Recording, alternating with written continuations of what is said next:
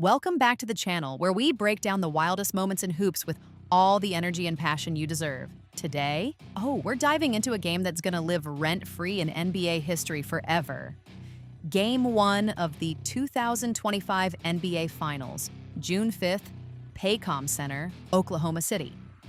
Indiana Pacers versus Oklahoma City Thunder. Final score, Pacers 111, Thunder 110, on a shot that had jaws on the floor. Tyrese Halliburton, with 0.3 seconds left, buries a three-pointer to steal the game. Down 15 points in the fourth quarter? Against the best team in the league? In their house? Nah, that's not supposed to happen. But these Pacers? They've been defying the odds all playoffs long, and this comeback might just be their masterpiece. Knicks fans are crying, Cavs fans are shaking, and now the Thunder? They're staring at a locker room mirror wondering, let's set the stage because this game didn't just happen in a vacuum. The Thunder were the team to beat in 2025. Shai Gilgeous-Alexander, dropping 30 a night like it's nothing, led OKC to the league's best record. Their defense? A straight-up nightmare. Quick hands, relentless pressure, turning opponents into turnover machines. Luguentz Dort, Jalen Williams, Cason Wallace. These guys were locking up everybody. They were the favorites, no debate. Then you've got the Pacers, the scrappy underdogs nobody expected to be here. Sure, they had a solid regular season, but the finals? That's a whole different beast. Yet here they were, powered by Tyrese Halliburton's clutch gene, Pascal Siakam's grit, and a roster that just wouldn't quit.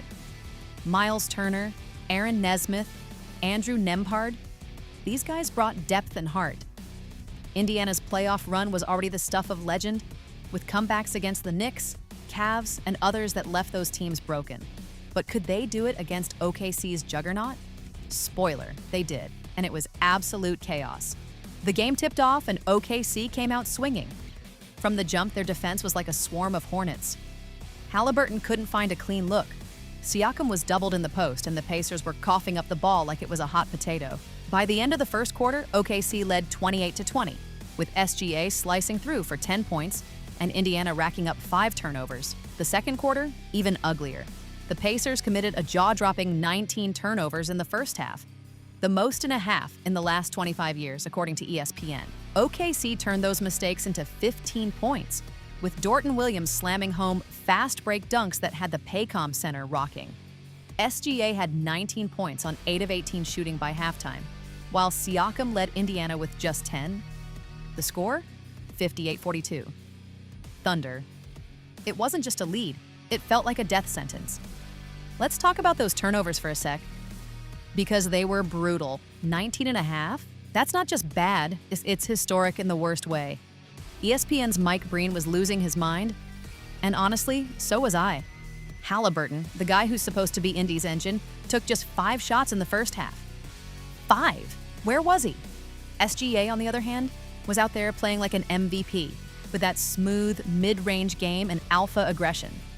If not for TJ McConnell dropping 9 points off the bench, Indiana would have been down 20, easy. The miracle? OKC only scored 9 points off those 19 turnovers. 9. That's a lifeline Indy didn't deserve but clung to. Oh, and the Pacers were actually winning the rebounding battle, which kept them from getting totally buried. Still, it was grim. The third quarter started, and you could feel Indiana trying to claw back. They tightened their defense, holding OKC to 27 points in the period. On offense, Aaron Nesmith turned into a flamethrower. After barely making a peep in the first half, he went off, hitting 3 threes in the third alone. Those shots stretched OKC's defense, giving Halliburton and Siakam some breathing room. Siakam got to the line, hitting one of 2 free throws, while Nesmith buried a 3 to make it a 9-point game. But every time Indy got close, OKC had an answer. SGA hit a 3 late in the quarter that felt like a dagger, pushing the lead back to 9. The score at the end of now, let's get to the fourth quarter because this is where the Pacers turned into the Avengers. With 9:46 left, OKC's lead was 13, and Jalen Williams made it 15 with a lob dunk off a steal from McConnell's pass. Mike Breen called it the largest lead of the night, and Indy called timeout.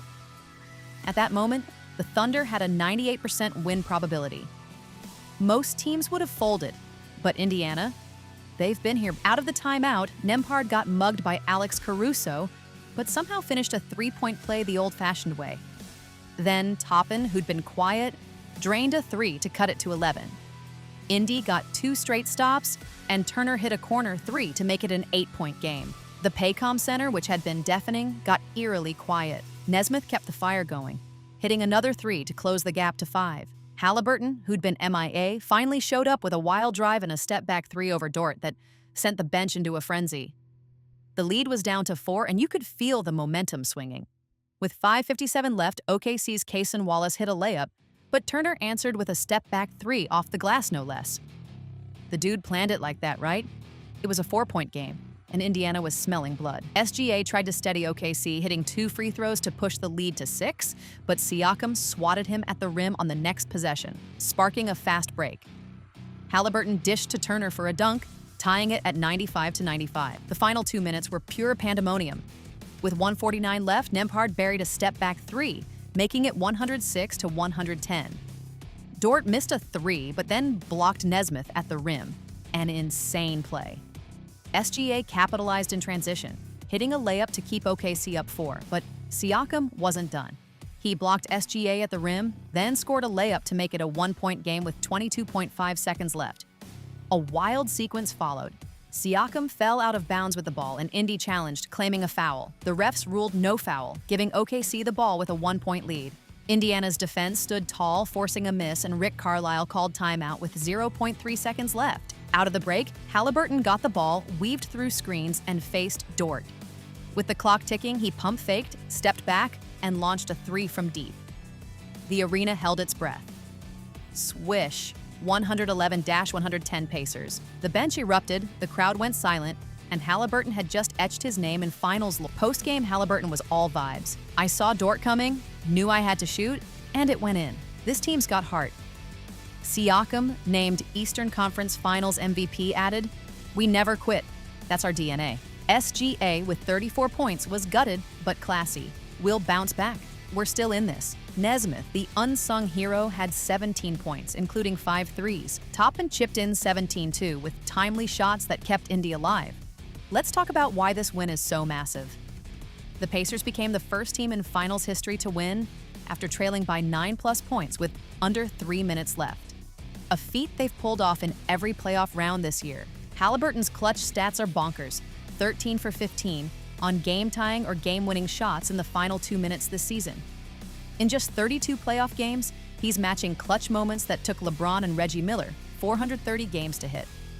This run is one of the wildest in NBA history, and it's not just about Halliburton. Nesmith, Nembhard, Toppin, these guys embody Indiana's culture of ball movement and trust. As Toppin said pregame, nobody's stuck watching one guy ISO. We all get touches, we all shine. For OKC, this loss stings. They had this game in their hands, but defensive lapses and missed threes late, like Dort's brick with 1:49 left, cost them. The Thunder's locker room must be heavy right now. Are they saying we're still the better team? Or is doubt creeping in? The Knicks and Cavs never recovered from Indiana's comebacks. Will OKC? What's next? Game 2 is June 8th, and Indiana's got home court advantage. But OKC's too good to stay down. This series is going to be a war, and I'm hyped for it. Comment, can Indy keep this magic going? Like, subscribe, and let's ride this playoff wave. Peace out.